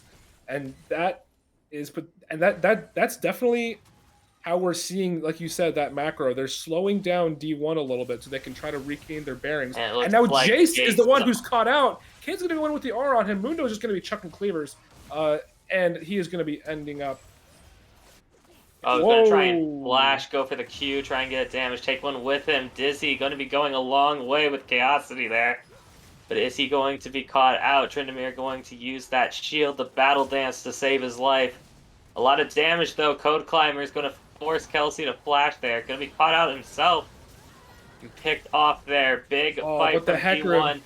Doug and Datnoob in a 2v2. It doesn't look like Luke Shen has enough damage to stop him. So it looks like he's going to be forced to run away here. Oh, look at him go. But the Mundo Q is going to be slowing him down. And the Kayn knock up gets him taken out as well, basically sealing his fate. And man, this Kayn and Mundo, man, we were right. Just them together is just so tanky, and it's ridiculous. And I know I was mentioning in the draft how they really didn't have a whole lot of CC, but slow is also. I mean, that's a very good amount of that's a very good type of CC. The slow. So And yeah, and then right here, uh, now everyone's picking up their heal reduction item to deal because we're going more towards team fights. So, third item for a lot of these people, we got Helinomicon, we got an Executioners, we got a Bramble, we got an Oblivion Orb, and Misfortune does have the crit build, so she will be able to deal with these bigger health bars a lot better than if she had the Fallacy build. yeah, that Kraken Sacrifice, Slayer LDR is really really strong. yeah, sacrificing a little bit of damage onto the squishies just to make it so that if she stays alive long enough in a fight, then Doug's gonna have to die. Man, Dizzy, this is like the second or third time he's just kind of gone in and died. He Yeah. was just looking for something, and it didn't. It just kind of ended up in him dying because he didn't necessarily wait for his team, or he got a little bit greedy. But The big I mean, the more he issue, does that, yeah, the smaller the gold lead gets. And they really got to start making something happen on a bigger scale. They got to start taking some of these objectives before D2 overwhelms them. You were saying earlier. the big issue there was if you look at the quadrant of the map they're fighting in, there are no blue wards there. That's They true. had Yeah. he knew where Code Climber was, and he thought that he maybe had just it was him and Chaosity. He did not see the rest of the team there until it was too late. And it looks like Oh, we're going to be looking for a fight here. Big ulti coming out from Misfortune, going to be doing massive amounts of damage to those health bars. Unstable Poro might be on the next on the oh chopping block my for Kelsey. goodness! That noob is going to be using his ultimate, trying to stay alive. Lucien's going to pull him away from the wall just to make sure he can't escape over that way. Kelsey going to do a lot of damage. Quadra kill for Kelsey there. And Chaosity's going in, going to be able to steal the Nasher away. Going to fail to flash over the wall, so he's going to be stuck in the pit. And that is a clean ace. I believe that's a... Is that a pentakill for Misfortune? I think that was a pentakill, but it was certainly It was overshadowed too... by It was LeBlanc taking the Baron there. a little bit too slow. So LeBlanc stealing away the Baron makes this play a little bit better for them. Because now they're probably going to be able to push all the way into the inhib. Probably get the inhib. Where if they had Baron power minions, this could be a game-end angle. That's absolutely right. Although, wow, Yuri and Lucian getting dangerously low there. They are going to get the inhib, though, so that is going to be big for them. It was starting to look a little bit bleak a few minutes ago, but now that they've been able to take out this inhib, and I suppose the Baron situation being equalized, that is going to give them some Busy leeway looking for here. damage onto Code Climber, and Unstable Poro might be able to find Code Climber. Not quite going to be taken down by that noob. Going to go in Zonia's. Not sure if it's a good idea to pick a fight with two tanks as an Akali, but I guess she didn't really have much of a choice. And she is going to go down there, killing the Code Climber, who DCs anyway. Meanwhile, MF trying to get this tower. They are in pursuit. They really want her dead at this point. I think Kane might be able to, excuse me, might be able to catch up with her. No, the E from the Misfortune is going to be able to slow him down, and he'll just have to back off. Make it rain. That's right, making it rain. Good slow, really good ability all around. And then that last fight, that ultimate from Misfortune was absolutely disgusting. Absolutely, that totally sealed the deal for them. That completely shredded. It was a Mundo, and I believe it was the Jinx as well, who just got completely clapped by it. I didn't think crit Misfortune ultis did as much damage as that. Well, she does have the Collector, and I know that the LDR allowed her to do more damage to the Mundo there, but no, you're right. That was quite a bit of damage. I suppose now we're just kind of seeing these lanes being pushed out by D1. They really want to try to get some prio here so they can capitalize off of the inhib. I really think it would benefit them to just kind of group up an ARAM at this point. It might really benefit them. A big problem for D1 right now is 2 Mountain Souls on that Mundo, or 2 Mountain Drakes and the Mountain Soul on Mundo, and and Kane is I going to hadn't make even him considered that. You're right. almost impossible to kill him. Dizzy going to be forced to try and run away. Datnoob still chasing though. Flashes out Just another Lucian. instance of her just dashing into the vision and getting caught, dashing in without vision and getting caught out. Thankfully, he didn't die, but at that time at least. But he got low and he's been forced to recall, so that's just gonna slow him down even more. Yep, but he's already back. Teleport used. They are Oh, gonna oh, it's know Sniper might go down here. he's Oh gonna yeah. find him, and it Oh, looks but like her they're R. going for a fight here. Looks like they might be going for the end here. They're able to kill Code Climber. Yep, that should be just about it. But Chaosity and Doug here. Not a whole lot of damage, but Doug is a monster. He's not gonna. Well, okay, maybe I shouldn't say he's not gonna die, but he might die. Yeah, he goes down. LeBlanc going to be going down as well, and that is looking like a GG. And D1 is going to take this game, which is going to bring us to a game 3, I believe now. Yep. All right, looking Game forward to it. 3. And I'm really thinking we're going to see a Kane ban in D1, just because of how nasty he was this game, or Well, perhaps even an Akali ban as well. last game Lucian was playing that Kane, so they might leave it up. Depends on what side they are. They obviously probably don't want it to go away. To the blue side, they might ban it if they're on red side, but if they are blue side, they might just pick it up for Lucian. So Okay, we'll we'll see see. how they adapt to that. More likely, I think, is a Jace ban or and probably a Misfortune ban. All Getting right. getting Oh yeah, thrown, and I suppose we'll Jace see is you all. Any last thoughts? um honestly not really. I just think that I just hope that well, now that I've seen that it's sort of even if both teams have won a half.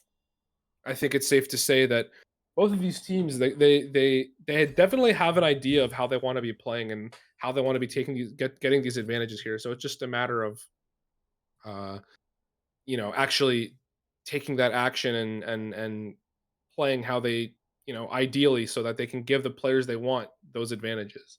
Because I think from what I've seen, I think it's safe to say like who their carries are going to be. So I think it's just a matter of playing to those advantages and just kind of giving them as much space and resources as they need so that they can carry. Hmm. All right. Well, I suppose we'll see you all when we get into the next game.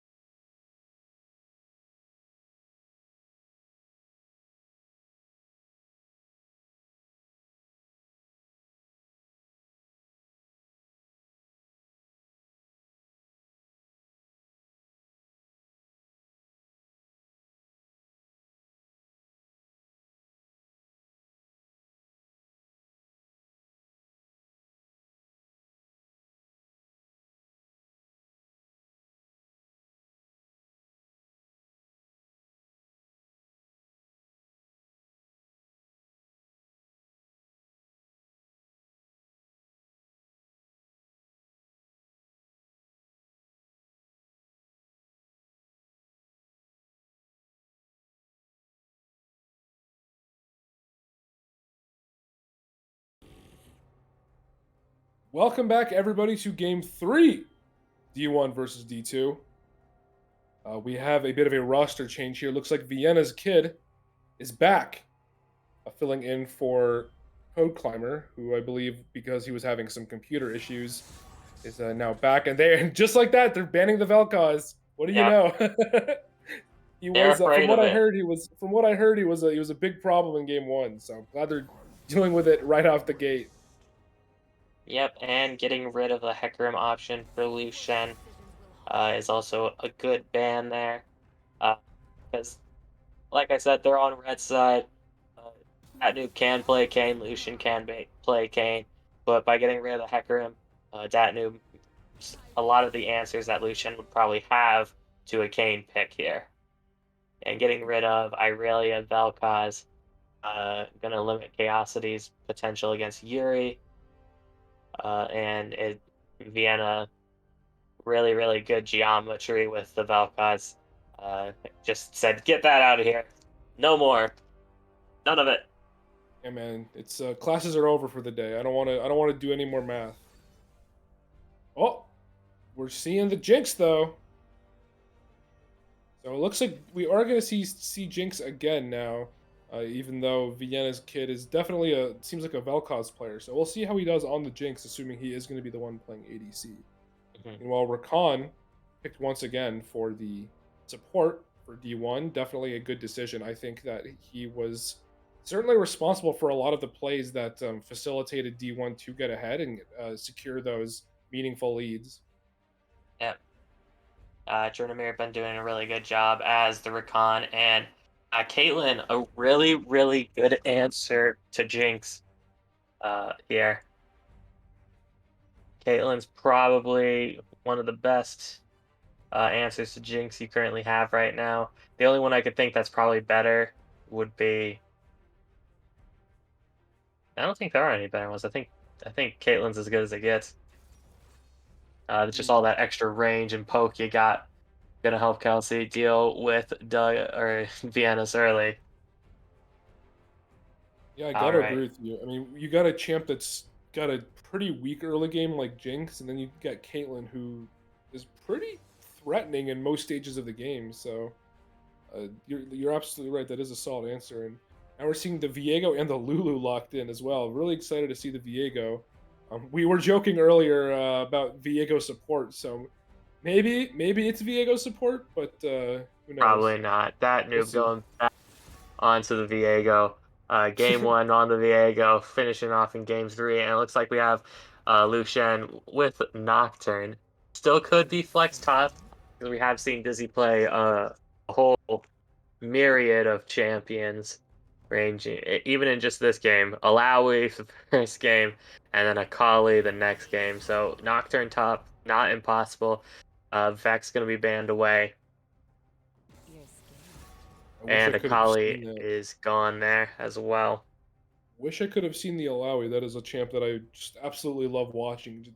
Seeing those giant tentacles. Oh, there it is. There's the Alawi band. So, Yep. unfortunately, it looks like we're not going to be seeing Alawi, and that does sort of that does possibly confirm that it is going to be Nocturne Jungle. So we are going to wait and see what the top I laner think is they're going to be. actually doing the draft in the client this time, so I think we are actually seeing the draft as it's happening. Oh, great! What do you know? So we got Akshan. That's probably going to be. I don't even know. Akshan could go top lane for Dizzy. It could also be going mid, but they might be waiting to last pick their mid laner, or they might just be flexing Akshan into whatever's the more favorable matchup. Graves probably going to be sent top there, and we'll see what we have. Fifth and final pick, the Vigar. Ooh, love the Vygar pick. Love the Graves pick, definitely as well. Graves top is definitely a problem. It Uh, is a very, very strong, strong top lane pick. yeah, and you So I know mean, what? yeah, What would be great would be the a lot of people say Shield Bow Graves is really strong, and they're right, he is. But I think especially against this team here specifically, you might want to go Eclipse Graves just because of the lethality is just going to be so much better. for the on all of his abilities as well as just his auto attacks on a bunch of champions that don't really build armor that much. Mhm. But I mean, still, what I'm seeing, I'm guessing is Graves is gonna probably be picking up a hole breaker and then deciding where to go from there, with the top lane, because I that's typically where it goes. I believe they actually nerfed Hullbreaker for ranged champions, or I'm not sure if that's actually hit live servers yet, but I do know that Uh, was something they were planning on doing was kind of changing it so that they don't receive as many resistances. well, I mean, But we'll see. no matter how much they nerf the resistances, uh, I mean, the real power of that hole breaker comes from, oh, now my or now my cannon minion is unkillable. Unless you True. unless you super focus it. All right, so real quick, I just want to point out we have an Akshan top against the Graves. Hmm. So that is going to be, I mean, these are two of the most annoying top laners right now, and they're facing off against each other. Um, I think that with the armor stacks, Graves might be able to edge it out, but Akshan is just so oppressive. His DPS is insane and Hmm. so annoying to deal with. So I'm kind of curious to see how the top lane's going to go. I imagine they're both going to be trying to go for frequent trades, but meanwhile, the mid lane is probably just going to try to scale. So I suppose we'll see. Any predictions? Uh, for how it's gonna go. Yeah, yeah. Top lane, the jungle 2v2 is a lot better on the side of D2. Viego has a lot more use with the Veigar and the Graves than I believe Nocturne has, with Vlad and Akshan. No real easy CC setup coming from Akshan or Vlad to help Nocturne out. So he's going to have to get on to the target manually. But that's just okay in the mid. Veigar not exactly known for its mobility. Uh, the cage might be a little bit annoying, but spell shield and pool will be able to push him through there. So they might be able to get some stuff done mid, but top lane, Graves dash, blind.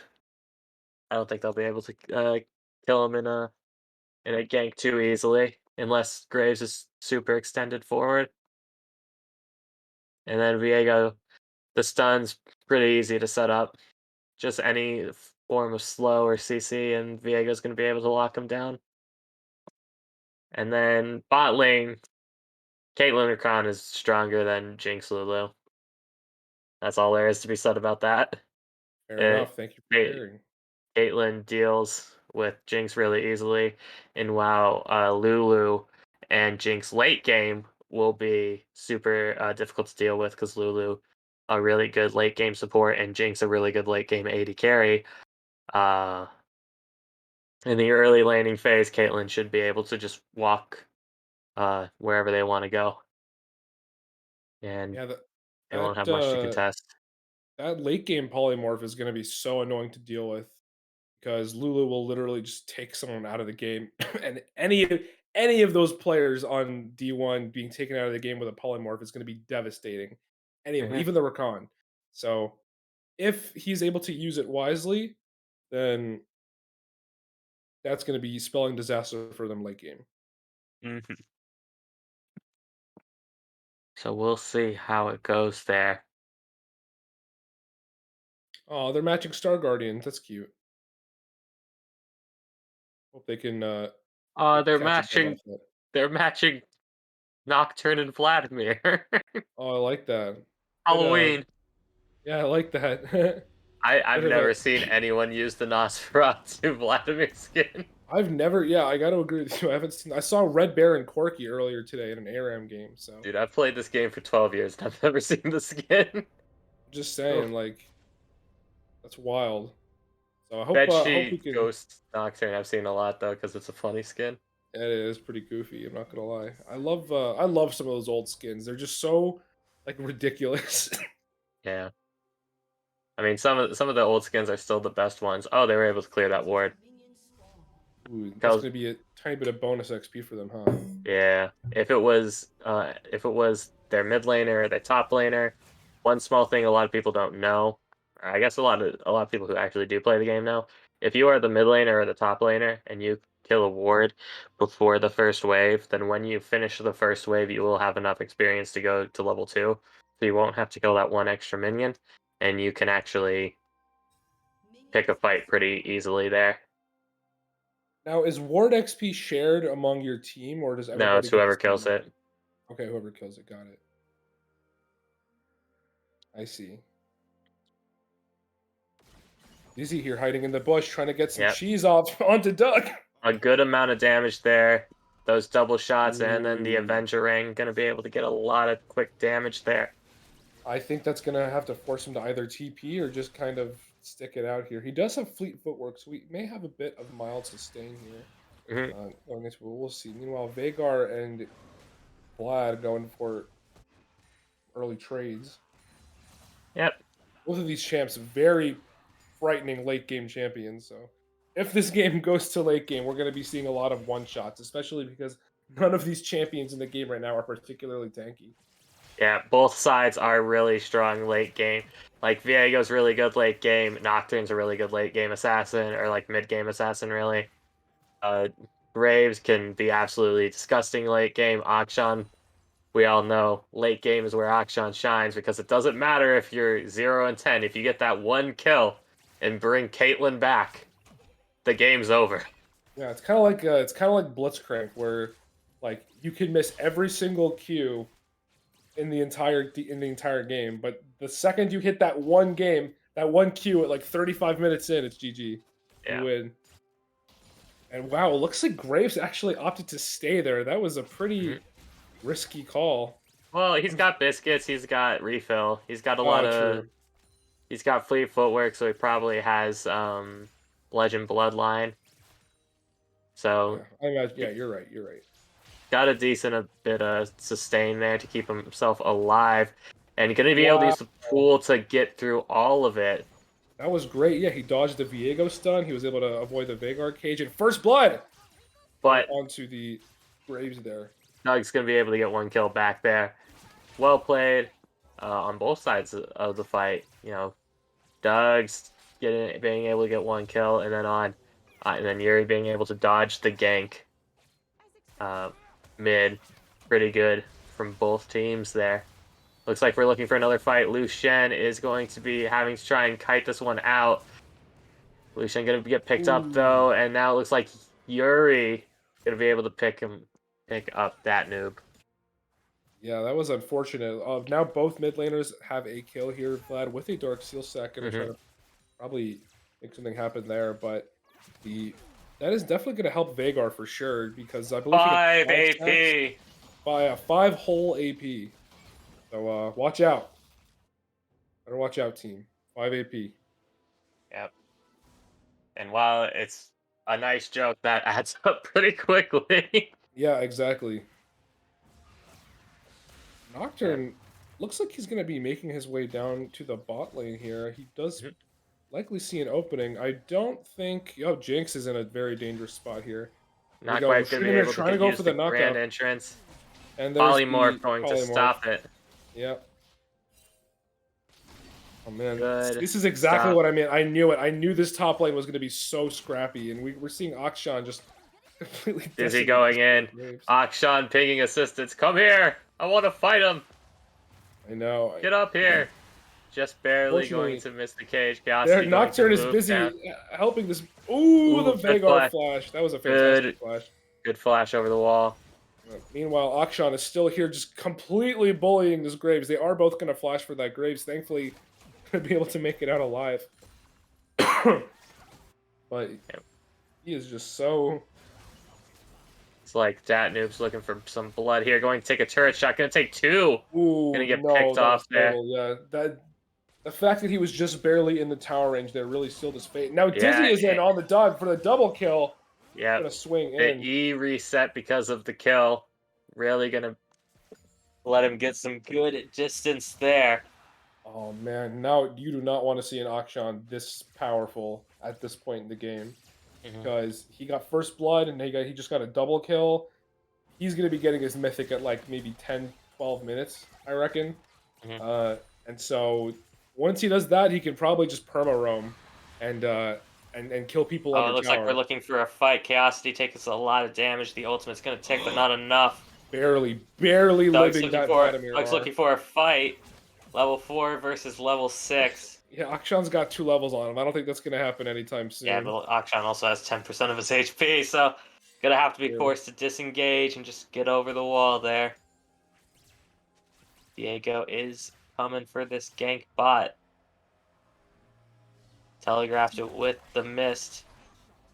Gonna slow them, and then it looks like we're going for a stun. It looks like we are going... No, nothing's not going to quite be able to happen. You know, I'm not 100% sure why he didn't immediately go for the stun there. They were both really into the range there. They probably could have gotten a kill on So Caitlyn. he knows he has flash up, so he wants them to I try, see. like, by throwing out the Q first, he can bait them into, like, panic flashing, right? Right. Neither one does that, or he can essentially get Tryndamere to try and use his W to get away. Wow, and then you see Nocturne just fly in and get the fear on a Graves. Akshan getting clean him up as well, and we are already seeing a total massacre in the top lane at the moment. And you're doing some really good jobs dodging that Viego stun, and then just being able to use the pool to walk out of the Veigar cage. Nocturne was or not Nocturne. Vladimir was a really good pick against the Veigar, because even if you do get locked in the cage, it's like, well, I guess I'll just walk out, and it doesn't really matter because I am Vladimir. Yeah, his Agreed. That kid was a looks really like in a smart bit pick. of damage here. Kelsey Ice doing a lot of damage. Going to be able to get that one last auto off. Tryndamere going to be picking up the kill there. Bolt down super low, but unstable Poro. A little bit too far out, forced to flash out. And a lot of sums burned. Oh It no, looks the Veigar! Nocturne Gonna doesn't be have his spell shield up anymore, so he's going to be forced to walk away from that.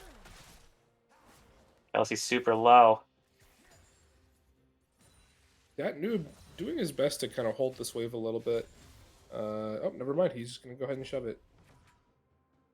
Yeah, No, he's this is trying. making me nervous. He's trying to bait Kelsey into staying a little longer than they're supposed to, but they're just going to use all that range they haven't dug. All that Yep. E damage coming out This from is the Akshan. exactly what I'm talking about. Might be enough. Oh, Wow, Veigar getting taken out there by the Vladimir, who just barely survives on what looks like single-digit HP. yeah. That is extremely unfortunate. So now he's being taken down. We're looking at a slight advantage in the mid lane. And Akshan, like I said, he gets ahead and he can just kill you under tower for free, like over and over again. So at this Either of point, these lane is players could. practically lost. At this point, the top lane at least. So D1 just showing an immense amount of dominance in this early game. And I think they also D1's not taking prisoners this time. I mean, look, they played the draft really well. You know, they got rid of the Vel'Koz for one, which is huge, and then they got rid of the did they get rid of the Irelia? Yeah, and I'm assuming and those were both champs that were giving them problems in game one, and now we're just seeing we're not really seeing anybody play champs that seems they're incredibly particularly comfortable on. So what's happening now is, you know, they're kind of being forced into these unfavorable positions. Yep, and it looks like we got a fight being picked out mid lane. Vladimir is able to get out the cage. It looks like, and Dizzy's going to be able to find another kill. That's insane. That's absolutely insane. He just goes under there and kills the Graves. Actually did almost have him there. I'm not gonna lie. Once he has that hull breaker, he might be able to actually hold his own. And once again, Yuri fighting. Ultimate going to come out. Going to be able to pick up the Viego there, and it looks like Chaosity might be going down as well. Just barely dying to the red tick there. That was a fantastic R from the Vladimir. Graves going to be able to get the TP off just in time. Akshan, though, has his E. He is going to be able to swing out. He is getting dangerously close to dying there. Is he going to be able to get a shutdown? Big 700 gold shutdown. Yeah, but now Nocturne is making his way up top lane to try and kill the overextended Graves. And he do it. Here comes the spell shield and the smite. Yep. Probably This going to end might. in the field here. Yep, here we go. Graves is going to get taken down by the Nocturne as Akshan is able to safely get out there.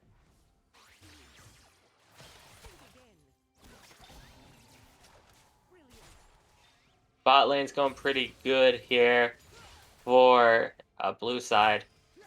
Not as they're not getting as hard punished as you know sometimes happens in these Caitlyn lanes against Jinx, Yeah. where you just get absolutely run over and there's nothing you can really do about it. So able to keep their gold there, trying to do what they can. And it looks like it might just be pushing it in. Akshan's gonna be looking for unstable Poro, gonna be doing a What lot of on damage. earth is she doing, man? The E not gonna be able to That's find a playing with good fire. angle there. Unstable Poro just Goodbye. gonna be taken down there. I mean, at that point, like, what's even going on in your head? You know, you're just going playing all the way up for no reason. Your ADC's backing. I don't know. I don't know. I don't So know. he's pushing all the way up just to do the last bit of damage to minions, to crash it into the turret so it doesn't freeze there.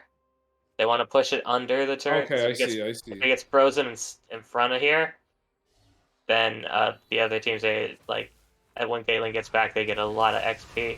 That's no. They Yeah, you're right. really You're right. shouldn't have. All right, and Kelsey gonna be taking a lot of damage, but Akshan's still here. Looks like they're going for a turret dive. Grand Entrance gonna be able to find him. Oh my Akshan's gonna pick up goodness. another kill. The reset from the E, a lot of damage, and an ignite coming out from the Akshan. Double kill. You know, I said 9 and Akshan. 1. I said he was gonna get his mythic at 12, 10, about 12 minutes. He has 2 items now at 12 minutes. That's absurd. Yeah, a full Kraken Slayer. He's got his magical footwear, and then he's also got his collector. That's We'll insane. see. He's just gonna continue roaming now. This is what I mean. I mean, Akshan gets his mythic, and now he can just kind of perma roam at this point. Yep, Ooh, Yuri taking barely a lot of living there. damage. This Going is to be really wow. That was incredibly risky, and I think it still kind of paid off because he did end up getting that kill.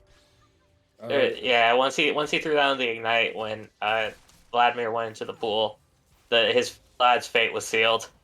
He Yeah, can't get out of the pool fast enough. and now he's got a rocket belt, which is going to be really good for Vladimir, who is pretty. I'd say he's immobile, even though he does have his little W to slip out of the sticky situations.